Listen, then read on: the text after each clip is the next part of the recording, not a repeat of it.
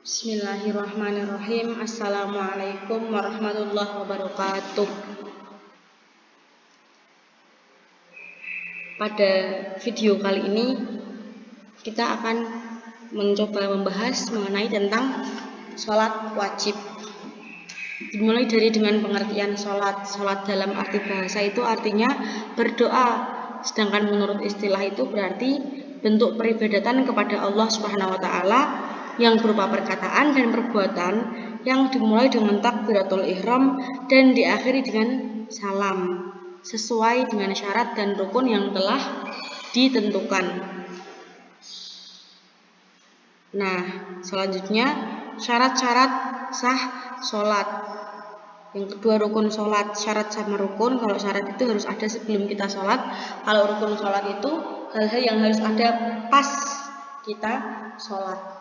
Nah, syarat-syarat itu harus dipenuhi. Apabila salah satunya tidak dipenuhi, maka sholatnya tidak sah. Yang pertama, kita harus suci dari hadas kecil maupun hadas besar. Kalau hadas kecil, kemarin menghilangkannya dengan berwudu.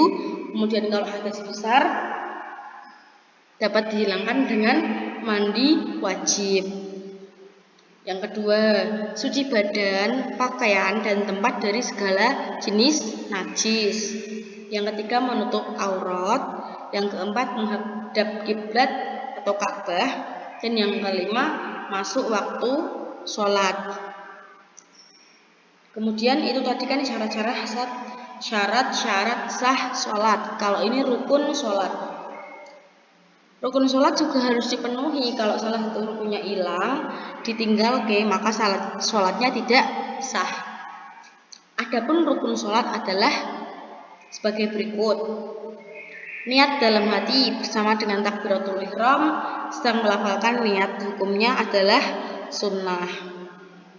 Jadi kalau kita melafalin sholli fardhul asri arba'a raka'atin mustaqbilal qiblati ada ma'muman lillahi ta'ala Allahu akbar. Nah, itu tuh ngelafalinnya itu tuh hukumnya sunnah. Yang wajib itu niatnya dalam hati. Ya Allah, aku niat sholat apa? Misalnya sholat asar, apa sholat duhur, itu niatnya dalam hati. Kemudian berdiri tegak bagi yang mampu. Bagi yang mampu berdiri tegak. Lah kalau nggak mampu, ya nggak usah berdiri tegak. Kita diperbolehkan untuk duduk, boleh dengan berbaring. Bahkan kita juga diperbolehkan hanya dengan berkedip. Kalau emang udah bener-bener nggak bisa gerak sama sekali.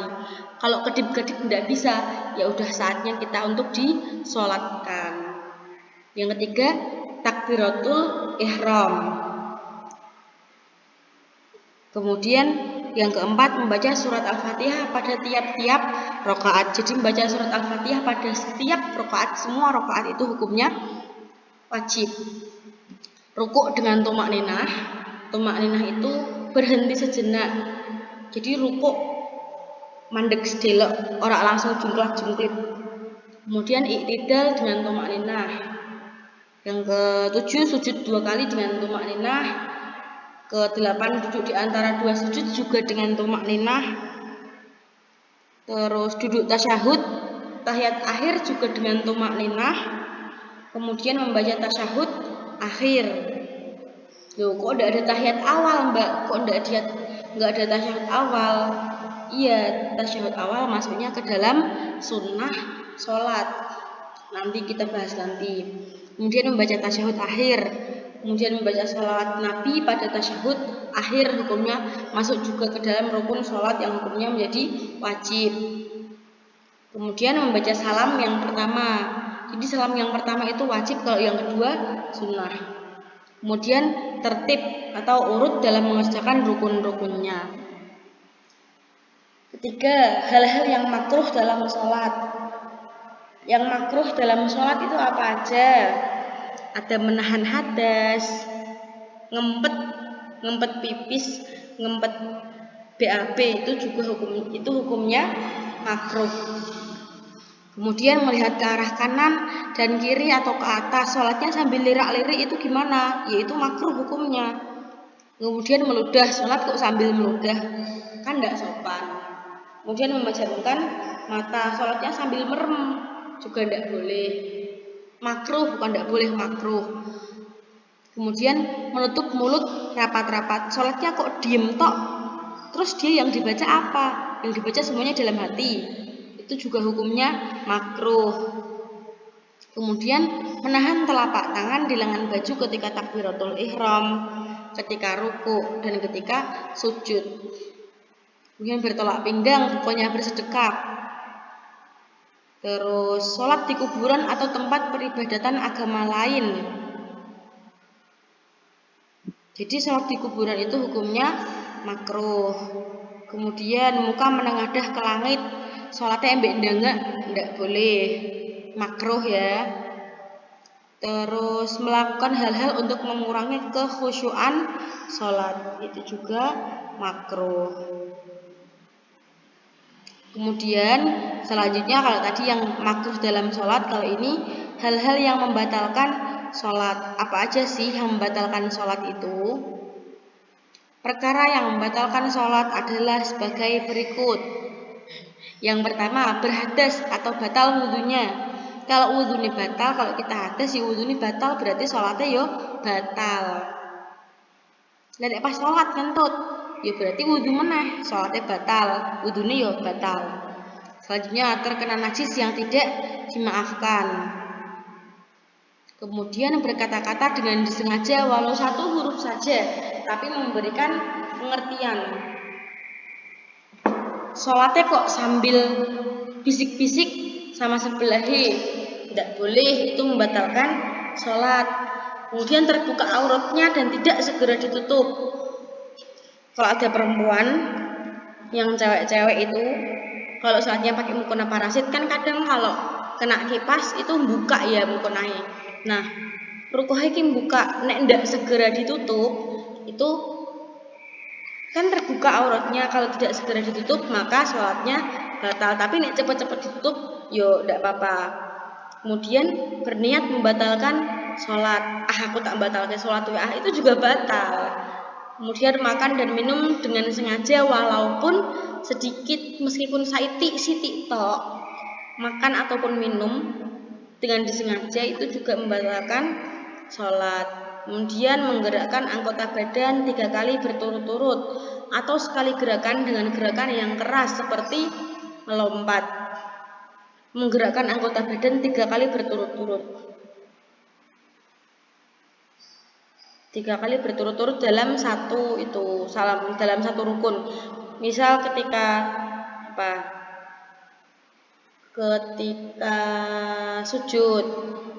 sujud kok sambil garuk-garuk, itu kan lebih dari 3 kali, garuk-garuknya garuk lebih dari 3 kali itu juga batal. Apalagi dengan sekali ataupun dengan sekali gerakan dengan gerakan yang keras seperti melompat, itu juga membatalkan sholat. Leweng sholat kok lompat-lompat, ya batal sholatnya. Kemudian tidak menghadap kiblat, sholatnya tidak menghadap Ka'bah, malah membelakangi Ka'bah, itu juga batal. Kemudian menambah atau mengurangi rukun dalam sholat, rukun sholatnya dikurang-kurangi. Aku males kok mbak, yo batal sholatnya. Kemudian tertawa dengan keras, terbahak-bahak, itu batal. Berniat keluar dari agama Islam atau murtad juga batal. Kemudian sunnah sholat. Sunnah sholat itu ada 2 macam. Yang pertama sunnah hayat dan yang kedua sunnah ab'ad. Sunnah hayat itu ada 15 macam, ada banyak macam. Yang pertama mengangkat kedua tangan ketika takbiratul ihram, ketika akan rukuk dan ketika berdiri dari rukuk. Bersedekap, menggenggam pergelangan tangan kanan serta meletakkannya di dada. Sedekap tangane, itu masuk ke sunnah hayat. Membaca doa iftitah setelah takbiratul ihram itu juga sunnah hayat. Membaca ta'awudz ketika hendak membaca surat Al-Fatihah Sebelum baca bismillah, bismillah kan masuk dalam surat Al-Fatihah. Nah, sebelum baca bismillah, baca ta'awudz dulu, a'udzubillahi minasyaitonirrajim. Hukumnya masuk ke dalam sunnah, sunnahnya sunnah hayat. Kemudian membaca surat Al-Quran pada 2 rakaat pertama, itu juga masuk ke sunnah hayat. Yang ketujuh, mengeraskan bacaan surat Al-Fatihah dan surat pada rakaat pertama dan rakaat kedua pada sholat maghrib, isya dan subuh selain makmumnya. Jadi yang baca keras itu, yang baca jahar itu imamnya. Itu hukumnya sunnah, masuknya ke sunnah hayat. Membaca sami Allahu liman hamidah ketika bangkit dari ruku dan membaca Rabbana walakal hamd ketika i'tidal. Meletakkan telapak tangan di atas paha waktu duduk tasyahud awal dan akhir dengan membentangkan yang kiri dan menggenggamkan yang kanan kecuali jari telunjuk. Tangan sing kiri dibentangke, dijarke, tangan yang kanan digenggam kecuali jari telunjuk. Yang ke-12, duduk iftirash pada seluruh duduk dalam sholat. Yang ke-13, duduk bersimpuh atau tawaruk pada waktu duduk tasyahud akhir. Yang ke-14, membaca salam yang kedua masuk ke sunnah hayat. Tadi yang pertama wajib, rukun. Kalau yang kedua, salam yang kedua itu masuk ke sunnah hayat. Yang ke-15, memalingkan muka ke kanan dan ke kiri ketika mengucapkan salam pertama dan kedua. Tengok kanan, tengok kiri, itu hukumnya sunnah hayat. Kemudian sunnah ab'ad. Sunnah ab'ad sholat itu ada 4. Yang pertama membaca tasyahud awal. Yang kedua membaca sholawat pada tasyahud awal. Yang ketiga membaca sholawat pada keluarga Nabi pada rakaat kedua. Dan yang keempat membaca doa qunut pada sholat subuh pada saat i'tidal rakaat kedua. Kemudian apabila seorang lupa dalam rukun, maka dia harus segera berdiri lagi dan menggantinya. Bila yang lupa adalah sunnah ab'ad, maka tidak perlu diulangi dan hanya diganti dengan sujud sahwi. Apabila yang lupa adalah sunnah hayat, tidak usah diganti dengan sujud sahwi. Jadi sunnah ab'ad, kok ada yang ketinggalan? Misal lupa tidak doa qunut, lupa tidak tasyahud awal, nah itu bisa diganti dengan sujud sahwi. Adapun yang kita baca pada saat sujud itu, sujud sahwi itu sujud karena lupa. Nah, yang kita baca dalam sujud sahwi itu subhana la yanamu wa la yasbu, yang artinya maha suci zat yang tidak pernah tidur dan tidak pula pernah lupa. Kemudian B, waktu bilangan rakaat dan niat sholat fardu. Sholat zuhur ada 4 rakaat. Waktunya mulai setelah tergelincir atau condongnya matahari dari pertengahan langit dan berakhir bila bayang-bayang sesuatu telah sama panjangnya. Jadi sholat zuhur itu pas matahari di tengah-tengah langit itu, nek wis geser sithik, wis condong sithik, itu mulai waktu sholat zuhur. Berakhirnya pada saat bayang-bayang suatu benda itu sama panjangnya. Lihatnya udah pada hafal kan? Ya udah hafal. Kalau saat asar waktunya mulai dari habis waktu zuhur. Jadi setelah bayang-bayang sesuatu benda itu sudah lebih panjang. Kalau pas tadi sama persis, sesuatu benda itu panjangnya sama, itu kan habisnya waktu sholat zuhur. Kalau sesuatu sudah lebih panjang, bayang-bayangnya itu sampai terbenamnya matahari, itu waktu sholat asar. Jumlahnya 4 rakaat. Niatnya juga udah hafal. Kalau sholat maghrib itu mulai dari terbenamnya matahari dan berakhir saat terbenamnya mega merah atau syafaq, jumlahnya 3 rakaat. Sholat isya mulai dari terbenamnya awan merah dan berakhir sampai terbit fajar shadiq. Fajar yang kedua jumlah rakaatnya 4. Sholat subuh mulai dari terbit fajar shadiq dan berakhirnya saat matahari telah terbit, jumlahnya 2 rakaat. Yang keenam sholat Jumat, waktunya sama dengan sholat zuhur, dikerjakan pada hari Jumat, diawali dengan 2 khutbah. Niatnya usolli fardhul jum'ati raka'ataini mustaqbilal qiblati adaan makmuman atau imaman lillahi ta'ala. Itu tata cara melaksanakan sholat udah pada tahu kan? Ya, nih. Skip ya, oke skip.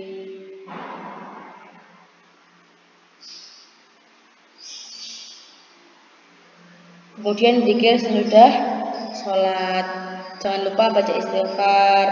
Kemudian baca itu antas salam, Allahumma antas salam, wa minkas salam, wa ilaika ya'udus salam, wa hayyina rabbana bis salam, wa adkhilna jannata daras salam, tabarakta rabbana wa ta'alaita ya dzal jalali wal ikram. Kemudian setelah itu baca tasbih, tahmid, dan takbir sebanyak berapa? Masing-masing 33 kali. Kemudian jangan lupa berdoa. Ini doa-doanya udah ada di buku panduan yang udah pernah saya kirim.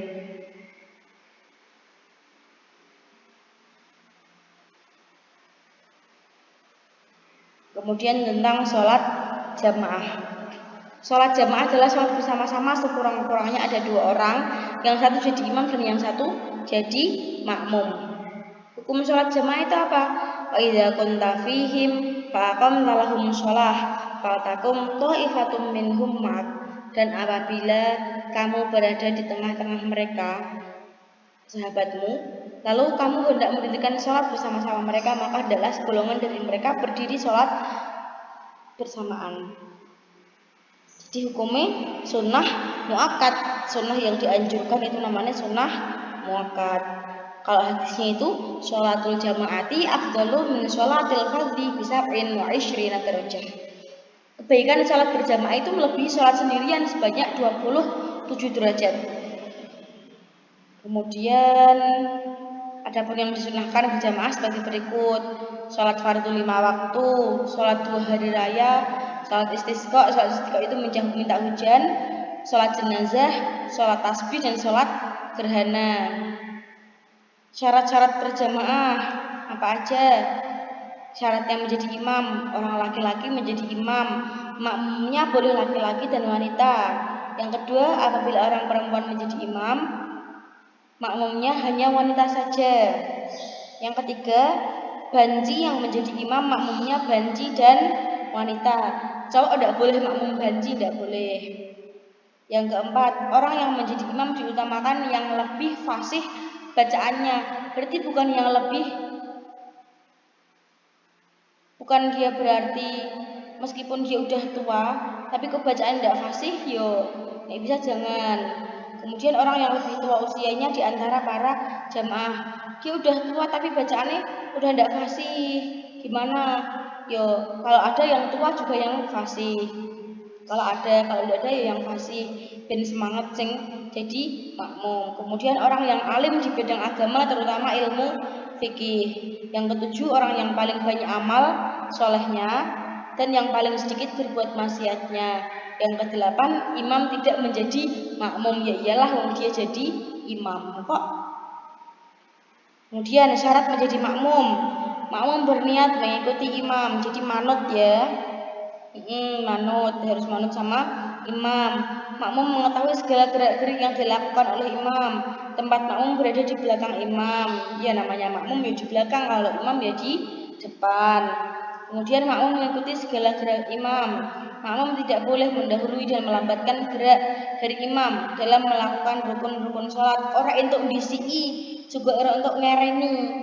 Keri-keri dan tidak boleh.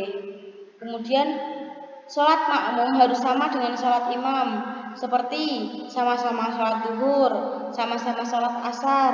Misal imamnya sholat jamak, ya makmumnya sholat jamak. Sholat qashar ya sholat qashar. Kemudian yang ketujuh, makmum dan imam harus berada di satu tempat. Tidak boleh ada dinding yang menghalangi makmum dan imam, sehingga makmum tidak mendengar apa yang diucapkan imam dan tidak mengetahui gerakan imam atau shaf yang ada di belakang imam. Seenggaknya makmum itu melihat apa yang dilakukan oleh imam. Nek imamnya ruku, ya makmumnya weruh. Oh, berarti aku kudu ruku. Enggak cuma dengar suaranya, tapi juga lihat. Kemudian jika imamnya batal, hendaklah makmum niat mufarokoh atau berpisah dari imam, atau salah satu makmum maju ke depan untuk menggantikan imam. Ini imamnya batal, makmumnya niat mufarokoh. Kalau tadi kan niatnya makmuman lillahi ta'ala, berarti dia mengubah niat menjadi langsung lillahi ta'ala, tidak ada makmuman atau imamannya. Ya aku niat sholat dewean soalnya imamnya batal. Atau bisa dengan salah satu makmum maju ke depan untuk menggantikan imam. Kemudian jika imam melakukan kesalahan atau lupa, makmum hendaknya memberitahu dengan ucapan subhanallah bagi laki-laki dan beri tepuk tangan bagi perempuan, tapi bukan tepuk tangan, bukan seperti itu ya. Kalau laki-laki ngingetinnya dengan subhanallah, kalau perempuan cukup dengan, kan kita segagap tuh ya, telapak tangan bertemu dengan ujung tangan. Nah itu cukup seperti itu. Yang ke-10, jika imam salah dalam membaca Al-Quran, makmum hendaknya membenarkan dengan cara membaca ayat tersebut atau membaca ayat selanjutnya dengan suara keras sehingga imam mendengarnya. Nek makmum salah ya diilike, nek makmum lali ya diilike. Intinya seperti itu. Yang ketiga, makmum masbuk. Masbuk itu apa toh? Telat, terlambat. Itu namanya masbuk. Makmum masbuk itu makmum yang terlambat atau ketinggalan dari imam. Makmum yang demikian hendaknya ia langsung takbiratul ihram disertai niat kemudian mengikuti imam. Apabila imam belum ruku, hendaknya ia membaca Al-Fatihah selesai, maka makmum langsung ruku mengikuti imam. Apabila mendapati imam sedang ruku, maka sesudah takbiratul ihram langsung mengikuti ruku bersama imam tanpa membaca surat Al-Fatihah, dan makmum bersama imam, dan selanjutnya ia tinggal melanjutkan kekurangan rakaatnya. Sesudah imam salam, apabila belum cukup rakaatnya, sebagaimana sabda Rasul, idza jaa ahadukumus shalah wa nahnu sujudun fasjudu wa la ta'udduha syai'an wa man adraka ruku'a faqad adraka rakaah. Apabila seorang di antara kamu datang untuk melaksanakan sholat sewaktu kamu sujud, maka hendaklah kamu sujud dan janganlah kamu hitung itu satu rakaat. Dan barang siapa yang mendapat imam ruku, maka ia telah mendapat satu rakaat. Jadi misal imamnya itu udah ruku, terus kamu langsung takbir, kan kamu telat Tuhan ya. Kamu langsung takbir, terus langsung ikut ruku, itu udah masuk satu rakaat. Tapi nek kamu sing mbok menangi kok sujute, kok cuman menangi sujud imam, yo wis hitungannya udah ndak satu rakaat, terus hitung berapa setengah rakaat, ya enggak. Berarti satu rakaatnya udah enggak sempurna, nanti nambahi berapa rakaat lagi yang ketinggalan. Jadi seperti itu. Cara sholat berjamaah. Imam terlebih dahulu menghadap ke belakang sambil bilang, yuk diluruske sofnya, sawu sufufakum fa inna tasfiyatas sufufi min tamamis shalah. Biasanya seperti itu. Yang kedua, setelah sof lurus teratur, imam mulai sholat dengan takbiratul ihram, dilaksanakan dengan tumuk khusyuk, ada tumakninahnya juga, ora terlalu cepat, ora terlalu pelan. Nek cepat-cepat masake sing tua-tua. Kemudian yang ketiga, bila ada makmum yang baru datang, maka langsung mengisi shaf yang masih kosong dan langsung takbiratul ihram dan mengikuti imam. Makmum tidak boleh mendahului imam dan selalu mengikuti rukun-rukun yang dikerjakan imam. Kemudian bagi makmum yang ketinggalan rakaat dengan imam, maka setelah imam salam, makmum berdiri lagi untuk menyempurnakan rakaat yang ketinggalan. Yang terakhir, setelah selesai sholat, imam memimpin zikir dan diakhiri dengan doa. Udah cukup sekian penjelasan dari saya tentang sholat dan sholat jamaah, tentang sholat wajib dan sholat jamaah dan bagaimana tata caranya. Kalau ada yang mau ditanyakan, boleh chat pribadi ke saya atau ditanyakan lewat grup. Cukup sekian. Wassalamualaikum warahmatullahi wabarakatuh.